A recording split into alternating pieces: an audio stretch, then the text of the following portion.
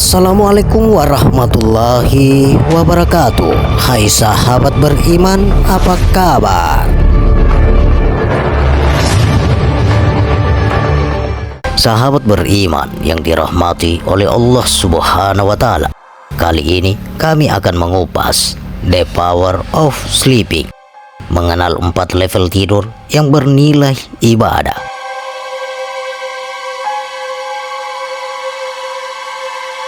Adapun 4 level tidur, kali ini kami akan kupas makna tidur.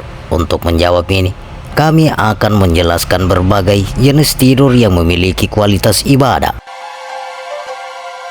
Ada 4 ayat yang mendokumentasikan tentang hierarki tidur. Al-Furqan ayat 47, Adz-Dzariyat ayat 17-18, Al-Kahfi ayat 18, dan As-Zumar ayat 42. Kompilasi ayat-ayat ini menjelaskan tentang tidur dalam 4 tingkatan, yaitu syariat, tarikat, hakikat, dan ma'rifat. Ini ilmu tidur yang sudah sangat tua. Rasulullah Shallallahu Alaihi Wasallam mengajarkan kita untuk tidur pada keempat level ini.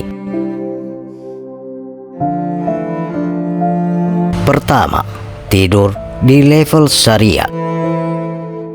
Tidur adalah ibadah, itu hukum umum secara alamiah.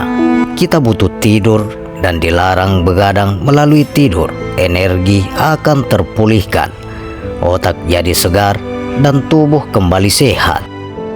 Dengan cukup tidur, kita akan kuat dalam bekerja. Untuk itulah Allah menciptakan malam untuk tidur atau istirahat, serta siang untuk bekerja. Jadi, dalam konteks umum seperti ini, kita memang disyariatkan untuk tidur pada waktu yang telah ditentukan, sebagaimana disebut dalam surat Al-Furqan ayat 47. Dialah yang menjadikan malam untukmu sebagai pakaian dan tidur untuk istirahat. Dia menjadikan siang untuk bangkit berusaha. Quran surat Al-Furqan ayat 47. Kedua, tidur level tarikat. Tarikat itu ilmu khisir yang sekilas seperti mengobrak-abrik hukum syariat.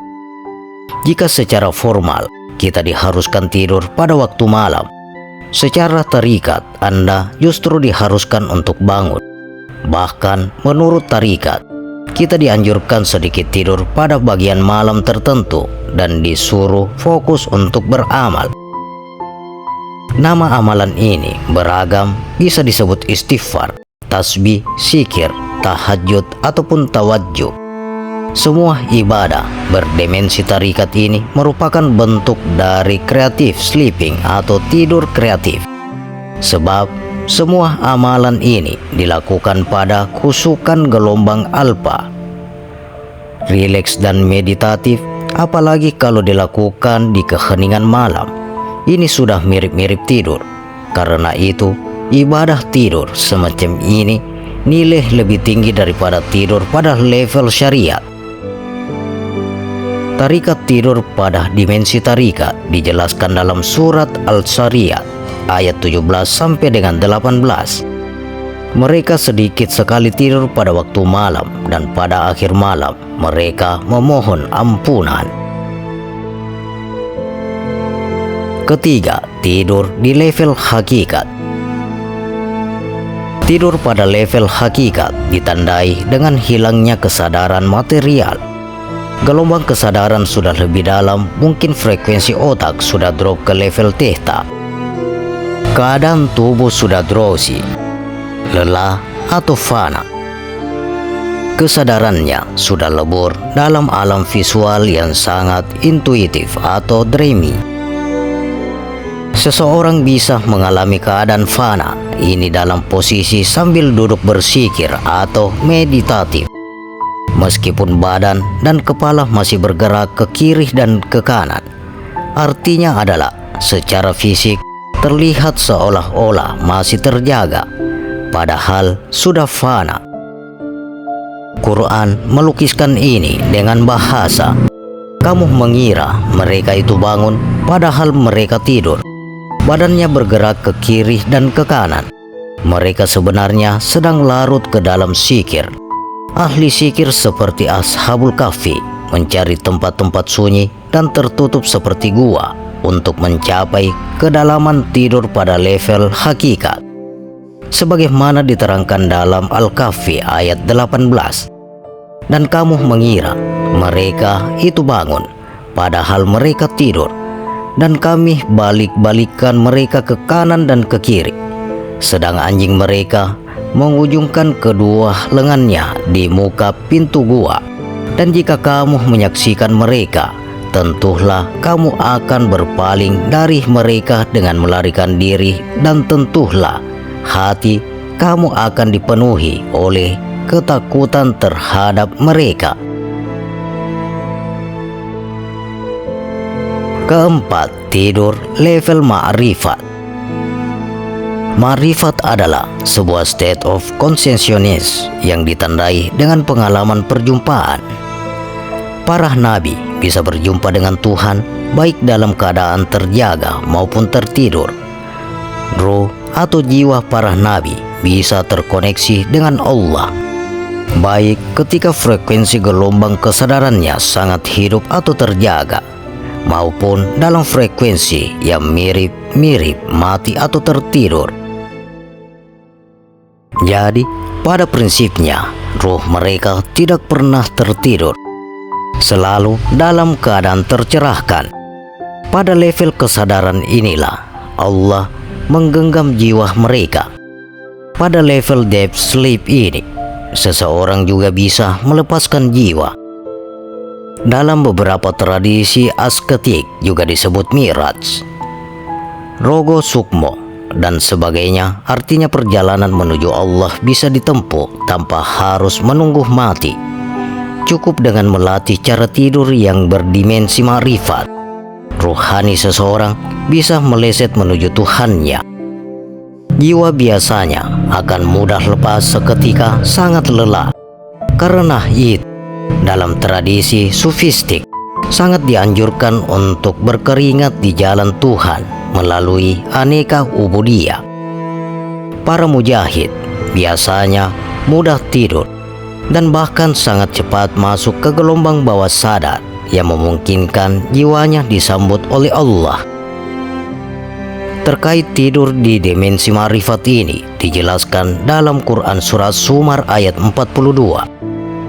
Allah menggenggam nyawa manusia pada saat kematiannya, dan yang belum mati ketika dia tidur.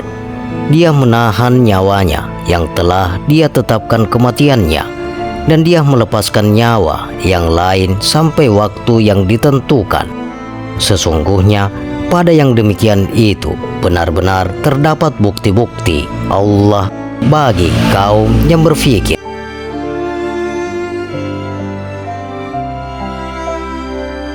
Selain istirahat di malam hari, siang hari juga bisa digunakan untuk tidur. Sebagaimana disebutkan dalam surat Ar-Rum ayat 24. Di antara tanda-tandanya ialah tidurmu pada waktu malam dan siang, serta usahamu mencari sebagian dari karunia-Nya. Sesungguhnya pada yang demikian itu benar-benar terdapat tanda-tanda bagi kaum yang mendengarkan. Ini yang kemudian dalam hadis disebut Qailullah atau tidur siang dengan cara dan tujuan tertentu. Tidurlah Qailullah atau tidur siang karena setan tidak mengambil tidur siang. Hadis riwayat Abu Nuaim dalam At-Tayyib. Kenapa tidur siang dinilai penting? Sebenarnya bukan pada tidurnya, melainkan pada signifikasi spiritualnya. Tidak mau tidur siang pun tidak apa-apa, tapi ada esensi yang dapat diperoleh dari tidur itu. Secara syariat pun, kalau sudah lelah bekerja dan otak tegang akibat beban pikiran, Anda perlu beristirahat. Apalagi kalau cuaca sangat terik, tidur saja walau sejenak, ketika bangun pasti fresh. Kalau badan sudah segar, kinerja, produktivitas dalam mencari karunia Allah juga akan meningkat. Kenapa ada sholat zuhur di puncak siang? Tujuannya juga itu untuk mengistirahatkan otak. Di sholat zuhur itu, kita bisa memulai proses tidur.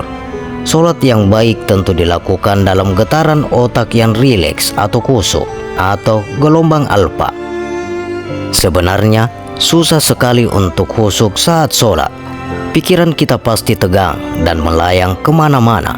Karena itu banyak orang yang tidak mengalami pencerahan spiritual setelah sholat. Pikirannya dan wataknya masih kacau, sebab otak tidak benar-benar off. Jiwa tidak mengalami perjumpaan dengan Tuhan sewaktu sholat. Untuk itulah perlu zikir atau tawajjuh lebih lanjut setelah sholat selama 10-40 menit. Tujuannya adalah untuk kembali menurunkan gelombang kesadaran hingga benar-benar tertidur. Otak harus diurut agar menjadi rileks dan bahkan sampai mengalami aneka visualisasi spiritual. Tidur dalam zikir itulah yang menjadi amalan orang-orang sholih. Mereka mengurangi tidur untuk memperbanyak zikir. Bukan berarti mereka tidak tidur. Mereka tidur, hanya saja caranya berbeda. Mereka memperbanyak tidur justru dalam proses zikir. Sedangkan orang awam-awam tidur dilakukan justru karena malas berzikir. Tidur inilah yang mengundang setan. Banyak orang yang sakit selama bulan puasa gara-gara kebanyakan tidur. Akibat kelamaan tidur, badannya jadi pegal, aura tubuhnya memburuk, kepalanya mengalami sakit, flu, dan demam. Pada level ini, tidur justru menjadi dosa.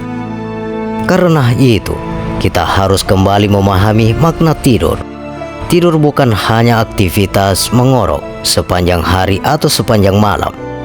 Kalau sudah lelah dan mengantuk sekali, silakan tidur. Secara syariat dibenarkan untuk itu. Tapi banyak orang justru tidur karena sifat malas. Karena malas tidak tahu mau kemana dan mengerjakan apa lagi. Tidur dia padahal tubuhnya belum membutuhkan istirahat. Tidur model inilah yang mengundang penyakit. Al-Ghazali sendiri melarang banyak tidur selama bulan puasa, mengingat masalah yang diakibatkan oleh itu. Sebagian dari tata krama puasa adalah tidak memperbanyak tidur di siang hari, hingga seseorang merasakan lapar dan haus dan merasakan lemahnya kekuatan. Dengan demikian, hati akan menjadi jernih.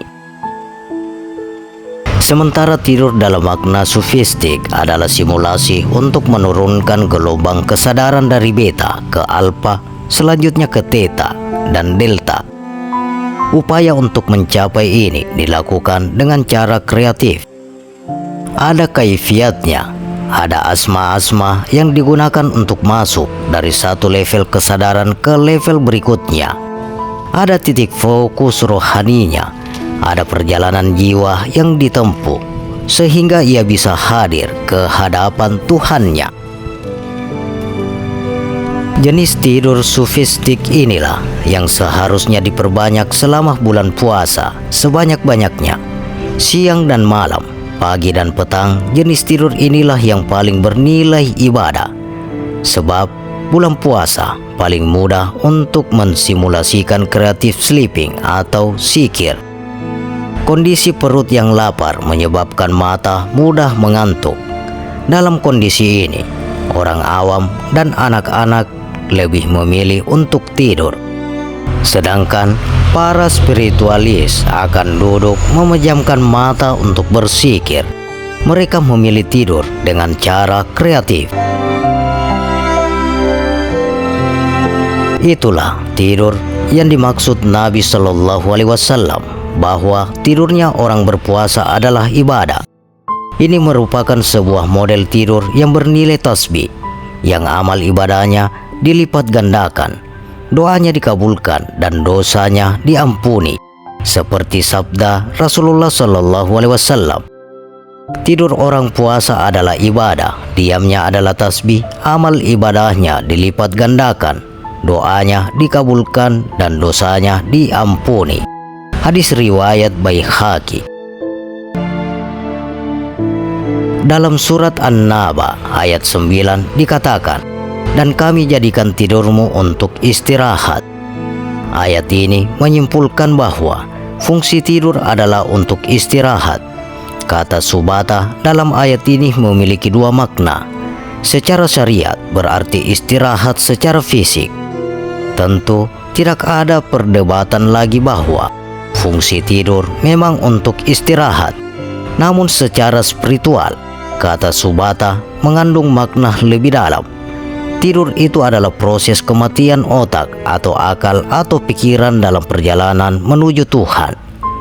Dalam dimensi tarikat, hakikat dan marifat, subata adalah bentuk relaksasi untuk menurunkan gelombang kesadaran, sehingga jiwa bisa berjalan menuju Tuhan. Subata adalah untuk kematian irodi, upaya kita mematikan atau mengistirahatkan diri agar kesadaran kita sampai kepada Tuhan. Demikian sahabat, The Power of Sleeping atau mengenal 4 level tidur yang bernilai ibadah. Bagaimana pendapat Anda? Silakan share pendapat menarik Anda pada kolom komentar. Semoga video ini bermanfaat dan dapat menambah keimanan dan ketakwaan kita kepada Allah Subhanahu wa Ta'ala, dan tentunya kita semakin cinta kepada Rasulullah Sallallahu Alaihi Wasallam. Terima kasih untuk sahabat-sahabatku yang telah menonton video ini. Sampai berjumpa kembali di video berikutnya. Wassalamualaikum warahmatullahi wabarakatuh.